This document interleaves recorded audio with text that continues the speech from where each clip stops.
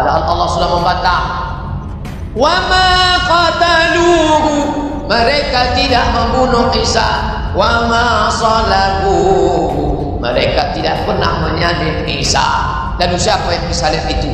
Walakin syubbiha lahum, ada orang yang diserupakan namanya, dia adalah Yudas Iskariot yang disogok pakai uang emas untuk menunjukkan tempat persembunyian Isa. Maka jangan mau disogok, karena nanti matinya di palang salib. Jazakallah Ustaz wa iyyakum. Nomor 4, kalau kita diucapkan Allah, orang jazakallah, semoga Allah memberikan balasan kebaikan untukmu. Balasannya wa iyyakum. Wa iyyakum itu apa artinya? YouTube. Jazakallah Pak Ustaz, YouTube. YouTube itu apa? Foto. Sami mawon. Sama-sama. Shalom, salam sejahtera bagi kita semua. Yang saya hormati umat Kristiani sebangsa dan setanah air. Saya mengucapkan selamat memasuki Trihari Suci Paskah bagi seluruh umat Kristiani. Tahun ini menjadi sangat istimewa secara khusus bagi umat Kristiani dengan telah terbitnya keputusan Presiden Republik Indonesia nomor 8 tahun 2024. Maka umat Kristiani untuk pertama kalinya merayakan hari rayanya dengan nomenklatur yang baru, yaitu wafat Yesus Kristus, kebangkitan Yesus Kristus atau Paskah, sampai kenaikan Yesus Kristus. Semoga rangkaian perayaan Trihari Suci Paskah ini akan memberikan harapan dan keselamatan serta kekuatan bagi umat Kristiani. Semoga Tuhan memberkati kita sekalian.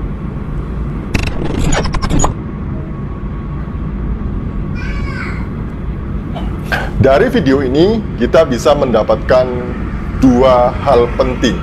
Yang pertama, pemerintah Indonesia mengakui bahwa Isa Al-Masih itu berbeda dengan Yesus Kristus. Oleh karena itu, pemerintah dalam hal ini melalui Kementerian Agama menerbitkan nomenklatur perubahan nama dari Isa Al-Masih menjadi Yesus Kristus. Karena memang berbeda ya. Isa Al-Masih yang dipercayai oleh umat Islam sebagai nabi itu berbeda dengan Yesus Kristus yang adalah Tuhan dan juru selamat dunia yang dipercayai oleh orang Kristen. Yang kedua, pemerintah mengakui bahwa Yesus Kristus itu mati. Jadi ya, mati, disalib dan bangkit di hari yang ketiga. Oleh karena itu, Menteri Agama tadi menyampaikan selamat merayakan Jumat Agung dan juga Paskah. Itu artinya bahwa mereka juga mengakui bahwa Yesus Kristus mati dan bangkit sebagaimana yang diimani oleh orang Kristen. Jadi kain nama senggol dong. Kain nama ini kasihan ya, gigit jari. Dia mati-matian berusaha mencari bukti-bukti dari internet, Google, entah sumber apapun itu ya, untuk menunjukkan bahwa Isa adalah Yesus, kata kali nama ya, dan juga bahwa Isa ini tidak mati tapi diserupakan katanya. Orang kalau kebanyakan mimpi ya kayak gini nih ya, kok ya masih terus saja dia ini mencampuri urusan Kristen, padahal dia sudah bukan Kristen kan. Nah, Yesus mati itu tidak hanya tercatat di dalam Alkitab, melainkan fakta sejarah. Mari kita melihat faktanya ya. Dalam bukunya Josh McDowell ini, Apologetika Jilid 1, McDowell mengutip dari beberapa buku tulisan orang-orang yang bukan Kristen, tapi mereka ini mencatat peristiwa-peristiwa penting dalam kekristenan. Yang pertama adalah Flavius Josephus. Jadi dia lahir tahun 37 Masehi. Dia adalah seorang sejarawan Yahudi. Jadi masa hidupnya masih dekat dengan Yesus. Dia dalam bukunya The Antiquities mengatakan demikian. Pada masa inilah Yesus, seorang manusia bijaksana, kalau boleh disebut manusia, karena dia adalah pelaku berbagai perbuatan yang luar biasa, pengajar orang-orang yang menerima kebenaran dengan sukacita. Dia telah menarik banyak orang Yahudi maupun orang bukan Yahudi. Dia adalah Kristus. Ketika Pilatus atas desakan orang-orang penting di antara kita telah menghukumnya di kayu salib, mereka yang mengasihinya sejak semula tidak melupakan dia, karena dia telah menampakkan diri lagi kepada mereka dalam keadaan hidup pada hari yang ketiga, sebagaimana yang telah diramalkan oleh para nabi Allah, sama seperti puluhan ribu hal lainnya tentang dia. Dan kaum Kristen yang dinamai demikian menurut namanya belum juga punah sampai hari ini. Jadi seorang Yahudi yang bernama Flavius Josephus ini mengatakan bahwa Yesus dihukum mati oleh Pilatus dan juga dia bangkit di hari yang ketiga. Yang kedua, ada seorang sejarawan dan juga senator Romawi yang bernama Cornelius Tacitus, lahir tahun 52 sampai 54 Masehi, sekitar itu ya, sekitar 52-54 Masehi. Nah, dia ini berkata demikian.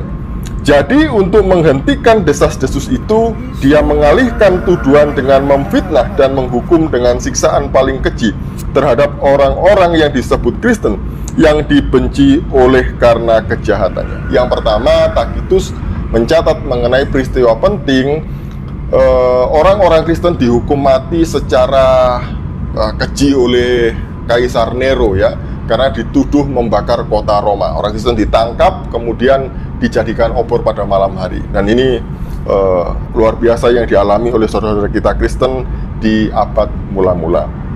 Yang kedua, Kristus yang menjadi pendiri kepercayaan itu telah dihukum mati oleh Pontius Pilatus, wali negeri Yudea di bawah pemerintahan Tiberius. Tetapi kepercayaan tahayul yang merusak itu setelah mereda untuk sementara bangkit kembali, bukan hanya di Yudea di mana kejahilan itu berasal, tetapi juga di seluruh kota Roma. Jadi bukan hanya Alkitab yang mencatat Yesus Kristus mati, disalib, dan bangkit di hari yang ketiga, tapi orang-orang di luar Kristen, Josephus dan juga Tacitus mencatat peristiwa penting ini. Jadi Kristen itu didukung oleh fakta-fakta sejarah yang banyak sekali. Iman Kristen itu iman yang dapat dibuktikan dengan sejarah. Nah, jadi itu dia videonya teman-teman. Kita sudah mendengarkan ya apa yang sudah disampaikan oleh Menteri Agama, dan kiranya ini menjadi satu pembelajaran bagi kita, di mana semua umat Kristen di seluruh tanah air Indonesia ini teman-teman ya, bisa merayakan kematian, kebangkitan Yesus Kristus. Dan itu dinyatakan di kalender oleh pemerintah dan mengambil keputusan bahwa memang berbeda antara Isa Al-Masih yang ada di dalam Al-Quran dengan Yesus Kristus yang ada di dalam Alkitab. Dan kita tahu juga bahwa ada beberapa oknum ustadz yang memang ngotot ya, mengatakan bahwa Isa Al-Masih dan Yesus itu sama, seperti apa yang disampaikan oleh Ustadz Abdul Somad dari awal. Mereka ngotot bahwa Isa Al-Masih itu tidak disalibkan, tidak mati, melainkan dia diserupakan dengan Yudas menurut Ustadz Abdul Somad dan juga seperti Ustadz Kainama. Mereka tidak terima kalau orang Kristen mengakui kematian Yesus dan kebangkitan Yesus Kristus.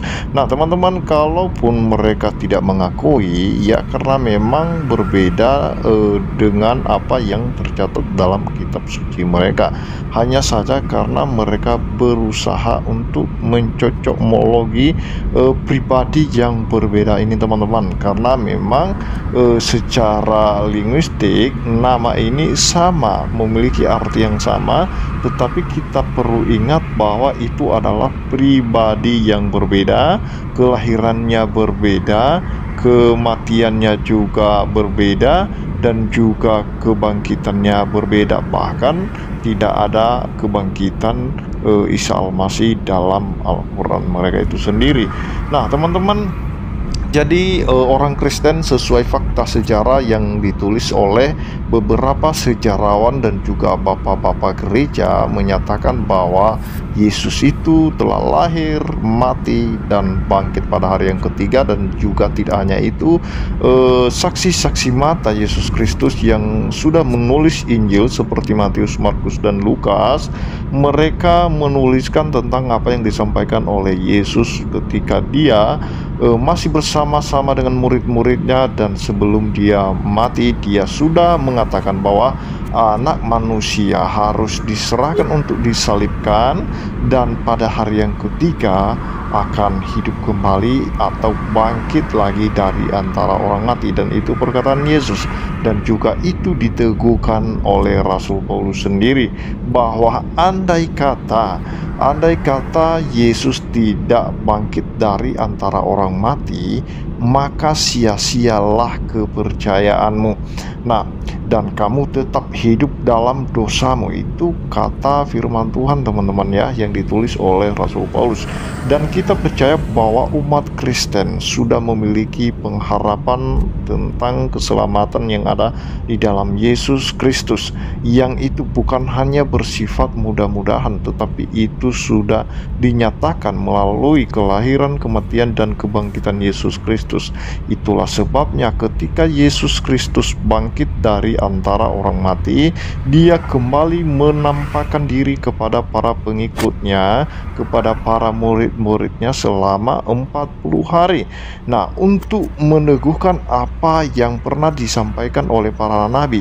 Itulah sebabnya Yesus berkata, Mesias harus menderita supaya tergenapi apa yang tercatat di dalam kitab Taurat Nabi Musa, dan juga di dalam kitab Mazmur, di dalam kitab para nabi.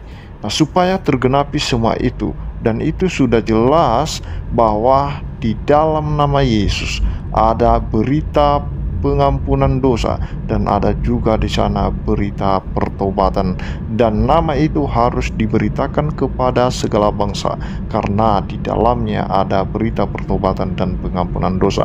Barang siapa yang percaya kepada Yesus Kristus, dia pasti diselamatkan.